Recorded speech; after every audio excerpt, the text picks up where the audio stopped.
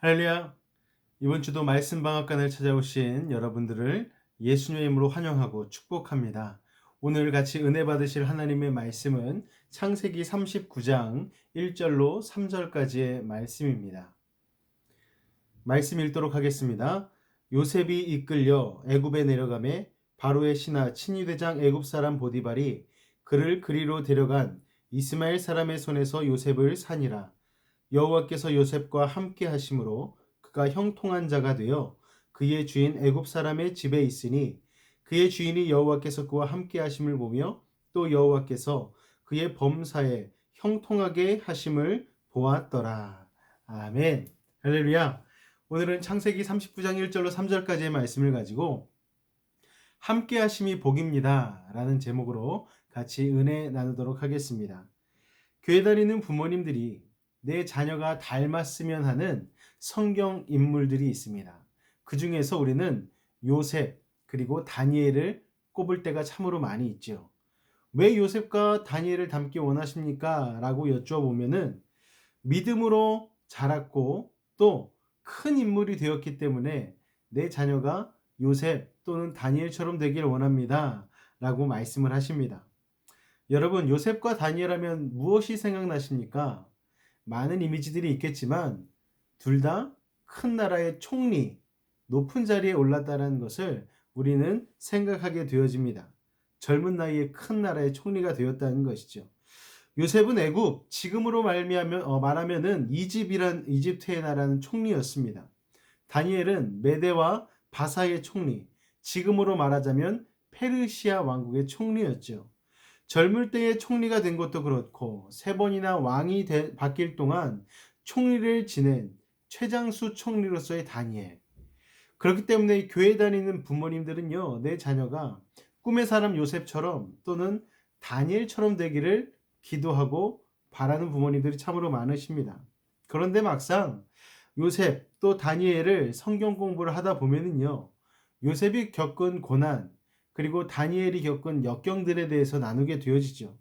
그런 얘기를 듣다 보면 또 부모님들이 달라지십니다. 어떻게 달라지시냐면 내 자식은 그런 고생 안 했으면 좋겠다. 그런 고초, 그런 역경을 안 겪었으면 좋겠다라고 말씀을 하십니다. 그렇게 얘기하시는 부모님들의 마음이 참 이해가 되지만 그 마음속에는 또 한편으론 내가 자녀에게 바라고 있는 것이 하나님이 원하시는 복의 모양이 아닌 복의 모습이 아닌 세상이 추구하는 복이 아니었나라는 생각을 또 한번 해보게 됩니다. 어느새 신앙생활을 하면서도 세상 가운데에서 살다 보니까요. 요셉과 다니엘을 닮고 싶다고 얘기하면서도 겉으로 드러난 것만 욕심내고 꿈꾸지 않았었나라는 생각을 하게 되어지죠. 오늘 요셉의 삶을 살펴보면서 요셉에게 있어서 진짜 복은 무엇이었는지를 깨달으셨으면 좋겠습니다.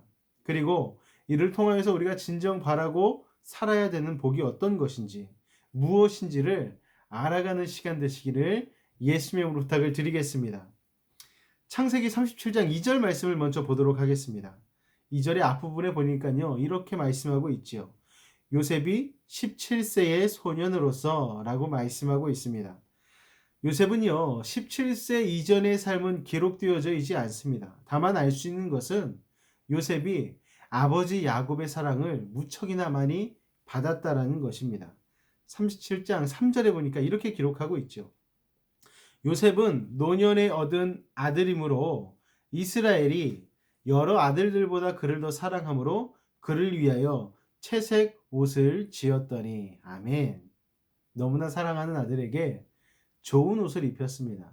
여러분, 좋은 옷, 깨끗한 옷, 귀한 옷을 입었다라는 것은 무엇을 뜻하냐면은 집안에서 허드렛 일, 고된 일은 하지 않았다라는 것이죠.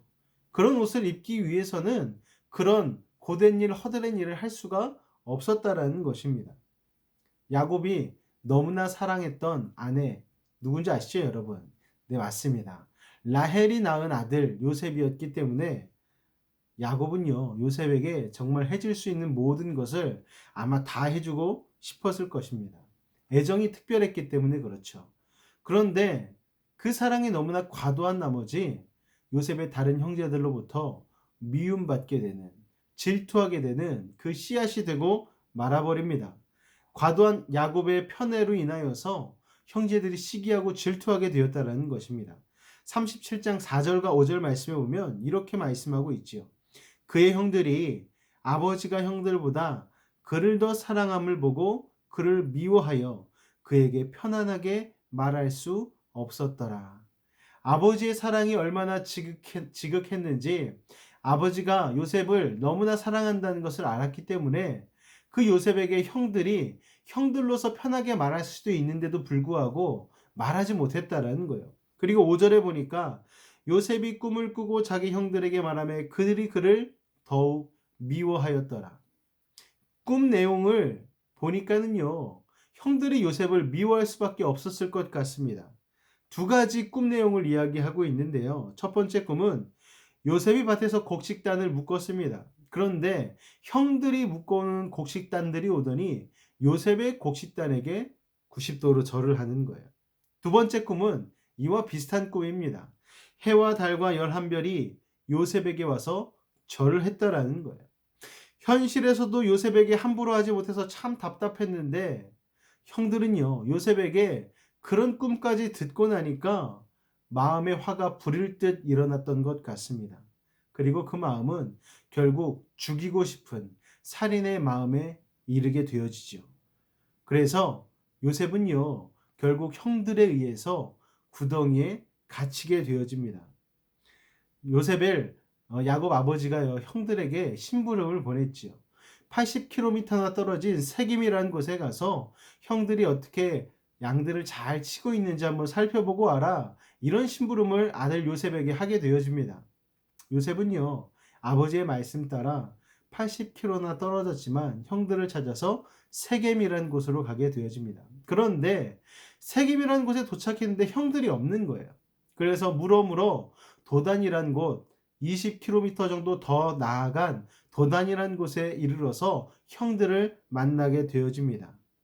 그러니까 집으로부터 약 100km, 세겜까지는 80km고 세겜에서 도단까지는 20km가 되어지니까 약 100km 떨어진 곳까지 아버지의 심부름으로 가게 되었다는 것입니다. 그런데 그렇게 도착한 도단이란 곳에 형들이 요셉을 보자마자 악한 마음을 품게 되어집니다.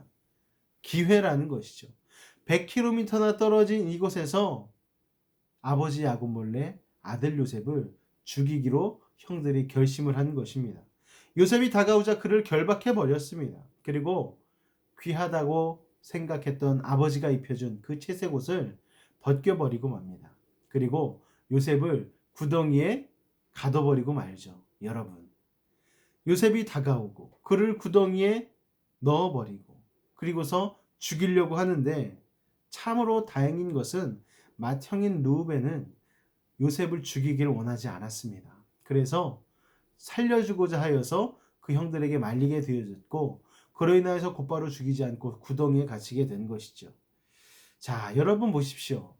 17세까지 요셉은 어떻게 보면 승승장구하는 삶을 살지 않았겠습니까? 아버지의 사랑을 독차지하고 살았던, 정말 편안히 살았던 요셉. 그때까지는 어떤 일도 있지 않았지요. 그런데 17세에 이르러서 아버지 야곱의 손길이 전혀 닿지 않는 무려 100km나 떨어진 도난이라는 곳에서 죽음의 위기를 맞닥뜨리게 되었다는 것입니다. 물이 마른 구덩이에 빠진 요셉. 요셉은요, 부르짖었겠죠. 형들 제발 살려달라고.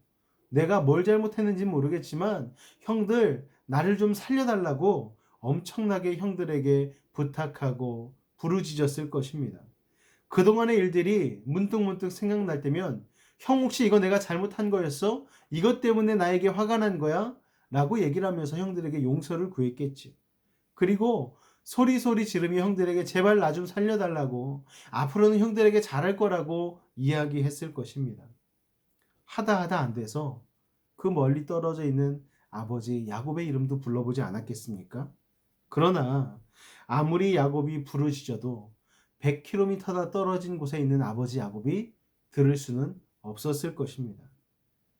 성경에는 나와 있지 않지만요, 그렇게 부르짖어도 아무 소리 듣지 못하는 그 구덩이에서 요셉의 삶에 큰 변화가 일어난 것을 우리는 미루어 짐작해 볼 수가 있습니다.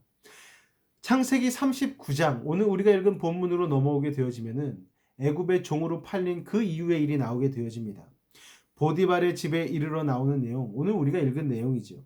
그 39장 2절에 보니 오늘 성경은 이렇게 기록하고 있습니다. 여호와께서 요셉과 함께 하심으로. 아멘. 여러분, 분명 요셉은 그 구덩이에서 어떤 변화가 일어난 것 같습니다.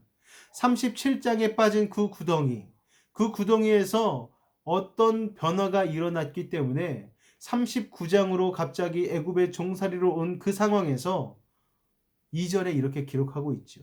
여호와 하나님께서 요셉과 함께 하심으로. 그 중간 사이에는 어떻게 해서 변화가 일어났다라고 얘기하는 구절이 나와 있지 않습니다. 그런데 갑자기 39장 2절에 이르러서 하나님이 요셉과 함께 하셨다는 구절로 시작하고 있다라는 것이죠. 여러분, 그 구덩이의 상황이 어떻겠습니까? 살려달라는 부르짖음을 아무도 들어주지 않는 그 어두운 구덩이 속에서 이내 지쳐 주저앉게 되어지고, 그리고 더 지쳐서 아예 드러눕게 되어졌겠죠. 드러누우니 보이는 것은 구덩이 크기만한 하늘밖에 보이지 않았습니다. 그런데 어두운 밤하늘에 달이 보이고 별이 보였습니다. 그리고 하나님께서 자신에게 꾸게 해주셨던 꿈의 내용도 생각났겠죠. 그리고 아버지 야곱이 의지했던 하나님도 생각이 났을 것입니다. 요셉은 기도했을 것입니다. 아브라함의 하나님, 이삭의 하나님, 아버지 야곱의 하나님, 저를 좀 도와주십시오. 제가 아무리 부르짖어도 지금 저를 도와줄 수 있는 자는 아무도 없습니다.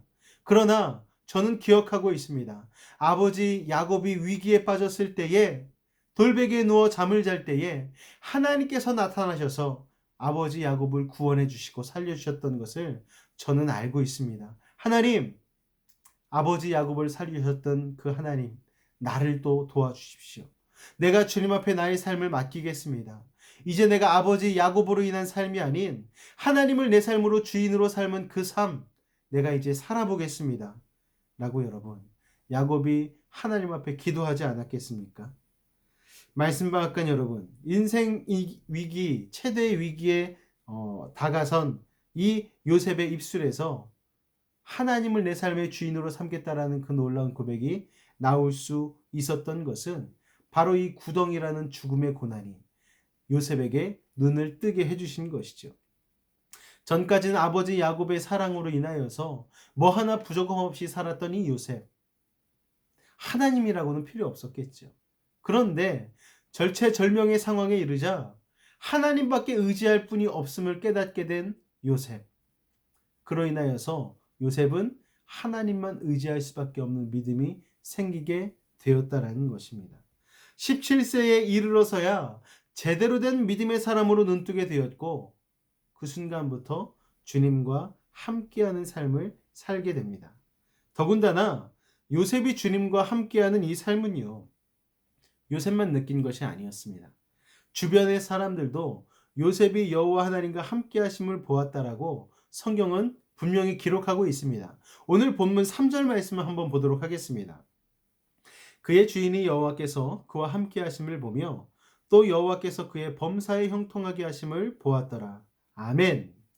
이 말씀을 듣고 있는 여러분은 하나님과 함께하고 계십니까? 질문을 바꿔서 다시 한번 물어보겠습니다. 여러분이 하나님과 함께하고 있음을 여러분의 가족, 여러분의 이웃, 여러분의 주변 사람들은 알고 인정하고 있습니까? 우리가 스스로 은혜 받아서 하나님이 나와 함께 하시는구나 라는 것을 느끼기는 어떻게 보면 참 쉽지만, 주변에 있는 사람들이 나의 삶의 모습을 보고 야, 저 사람은 정말 하나님이 함께 하시는가 봐 라는 얘기가 나오기는 참 쉽지가 않죠. 사랑하는 말씀방앗간 여러분, 주위의 사람들로부터 하나님의 함께 하심을 목도하고 인정할 수 있는 믿음의 복을 받으시기를 예수님의 이름으로 축원을 드립니다. 할렐루야. 많은 이들이요, 요셉이 축복받은 시기를 총리가 되었을 때라고 이야기합니다. 그러나 여러분, 진짜 요셉의 축복의 시작은 어디였는 줄 아십니까? 바로 그 구덩이로부터 시작했다라는 것입니다. 함께 하시는 하나님을 고난을 통하여 발견하게 되어지고 주님께 나의 모든 삶을 맡김으로 상황과 환경을 뛰어넘는 주님과 함께하는 삶, 이것 자체가 진정한 복임을 깨달으시는 믿음의 성도들 되시기를 예수님의 이름으로 축원을 드립니다. 그렇게 요셉은요, 삶의 여러 가지 고난을 겪게 되어지죠. 구덩이에서 보디발의 집으로 옮겨지고 보디발의 집에서 억울하게 감옥살이로 이어지고, 그렇게 이어지는 상황과 환경은요, 정말 복받은 사람이라고는 말할 수 없는 비참한 상황이었습니다. 그 모든 상황과 환경 가운데 요셉을 따라다니는 말은 무엇이었는 줄 아십니까, 여러분? 39장 이후로 쫙 읽어보시면 아시겠지만 우리 눈에 들어오는 구절들이 있습니다. 그것은 바로 여호와께서 요셉과 함께 하심으로. 할렐루야. 그러니까요, 진짜 복은요, 요셉이 총리가 된 것이 아닙니다. 구덩이든 종노릇을 하든 감옥에 갇히든 간에 여호와 하나님께서 요셉과 함께 하셨다라는 것이 요셉에게는 진짜 복이었다라는 사실입니다. 요셉은요, 총리가 되기 위해, 출세하기 위해, 부자가 되기 위해서 하나님과 함께한 것이 아닙니다. 교회 안에서 출세하기 위해서, 부자가 되기 위해서, 만사에 형통하기 위해서 하나님을 찬양하고 예배하는 것이 아니라는 것을 우리는 알아야만 합니다. 하나님을 사랑하는 마음으로 예배하다 보니, 찬양하다 보니, 하나님 말씀대로 순종하며 삶으로 살아내다 보니 그곳에 은혜가 임하고 복이 임하고 형통해지는 것입니다. 비슷한 것 같은데 이 순서가 바뀌면 안 되죠, 여러분. 이 순서가 바뀌면 믿음은 온데간데 없이 사라지고 세상이 추구하는 복만 보이게 됩니다. 하나님을 먼저 사랑하심으로 하나님을 예배하고 찬양하고 그 말씀대로 살아낼 수 있는 믿음의 사람들이 되시길 바랍니다. 하나님께 무엇을 얻어내기 위해서 말씀대로 살고 순종하고 찬양하고 예배하는 것이 아니라 하나님께 받은 십자가의 은혜, 그 구원의 은혜에 감사해서 그 반응으로 하나님께 예배하고 온전한 예배로 나아가실 때에 하나님께서 그 예배를 바라보시고 또 여러분의 삶을 바라보시고 요셉과 같은 형통의 복을 허락해 주신다는 것을 여러분 꼭 기억하시기를 바랍니다. 그러니까요, 여러분, 앞으로 요셉을 볼 때는 총리가 된 것에 집중하지 않으셨으면 좋겠어요. 그러면 속는 것입니다. 그거는 겉만 핥는 거예요. 여호와께서 요셉과 함께 하심으로라는 이 구절들이 여러분의 마음판 6배에 새겨지시기를 예수님의 이름으로 축원을 드립니다. 드러나는 현상에 현혹되지 마시기 바랍니다. 본질인 요셉의 믿음에 집중하시기 바랍니다. 하나님께 집중하시기 바랍니다. 저는 말씀방앗간을 들으시는 여러분, 무엇보다 요셉과 같이 하나님과 함께하는 삶을 욕심내셨으면 좋겠습니다. 하나님이 함께하는 삶이 되면 삶의 상황과 환경에 대한 해석이 달라지게 되어지죠. 고난이 그냥 고난으로 끝나는 게 아니라 고난을 통해 이루시기 원하시는 하나님의 뜻이 발견되게 되어집니다. 질병과 아픔이 질병과 아픔으로 끝나는 것이 아니라 그 속에 있는 하나님 아버지의 온전하신 뜻이 드러나게 되어집니다. 부자가 되고 힘 있는 자가 되는 것이 끝이 아니라 왜 그런 물질과 왜 그런 힘이 내게 주어졌는지를 생각하게 되어서 그러한 물질과 힘을 통하여서 하나님의 뜻을 이뤄가는 쓰임받는 도구가 된다는 것입니다. 요셉이 그러지 않았습니까, 여러분? 요셉의 이야기가요, 총리가 되어 행복하게 살았더라 라로 끝나지 않습니다, 여러분. 요셉은 총리가 되어서 그 시대의 많은 이들이 흉년으로 인하여서 죽어갈 수밖에 없는 상황에 이를 대비한 구원자로 쓰임받게 되어집니다. 더군다나 하나님의 꿈을 이뤄갈 자신을 포함한 야곱의 12 형제들이 흉년으로 인하여서 굶어 죽지 않게 됨으로 말미암아 하나님께서 아브라함에게 약속하여 주셨던 하나님의 약속을 이루는 12지파가 존속되도록 하는데 아주 큰 역할을 했다라는 것입니다. 우리는요, 보통 아브라함, 이삭, 야곱, 요셉, 대단한 믿음의 사람들이라고 이야기합니다. 그런데 정확히 얘기하면요, 그들이 대단한 것이 아니죠. 그들이 위대한 것이 아니고 그들의 능력이 있는 것이 아닙니다. 여러분, 그들과 함께 해주신 하나님이 위대하시고 하나님이 능력이 있다는 사실을 여러분 꼭 기억하시길 바랍니다. 그 위대하신 하나님을 우리들의 삶으로 모셔드리는 것, 그리고 믿음으로 그분과 함께 우리의 삶을 걸어가는 것, 그분과 동행하는 것이야말로 진정한 복이라는 사실을 깨달으시는 말씀방앗간 성도가 되시기를 예수님으로 축원을 드립니다. 할렐루야. 요셉의 믿음이 여러분의 믿음이 되셨으면 좋겠습니다. 또한 그 요셉의 믿음이 여러분의 자녀의 믿음이 되었으면 좋겠습니다. 2021년 여러분, 이제 또 구정명절이 다가오고 있거든요. 구정명절은 하나님께서 2021년도에 우리에게 주신 두 번째 기회 아니겠습니까, 여러분? 1월 1일 새해가 되어서 혹시나 작심삼일로 끝난 믿음의 결단들이 있다라면은 이 두 번째 기회를 꼭 붙드시기 바랍니다. 그리고 요셉과 같이 하나님이 함께 하심으로 말미암아 하나님이 주시는 놀라운 복을 삶 가운데 맛보실 수 있는 귀한 성도들 되시기를 예수님으로 축원을 드립니다. 할렐루야. 기도하겠습니다. 사랑해 주님 감사합니다. 오늘도 하나님의 말씀을 들었습니다. 요셉은 하나님과 함께 하심으로 말미암아 아버지 하나님 형통한 삶을 살아내게 되었습니다. 그리고 총리의 자리에까지 올라 하나님의 뜻을 이뤄가는데 쓰임받는 도구가 되어집니다. 우리의 삶도 마찬가지입니다. 하나님, 하나님과 동행하는 믿음 허락하여 주옵소서. 그리하여서 이 어려운 시대 가운데에 하나님의 뜻을 이뤄가는 도구로 쓰여질 수 있도록 아버지 하나님 도우시고 인도하여 주옵소서. 한 주간의 삶 가운데도 요셉처럼 우리와 함께 하시길 하나님을 기대합니다. 주님 홀로 영광받아 주옵소서.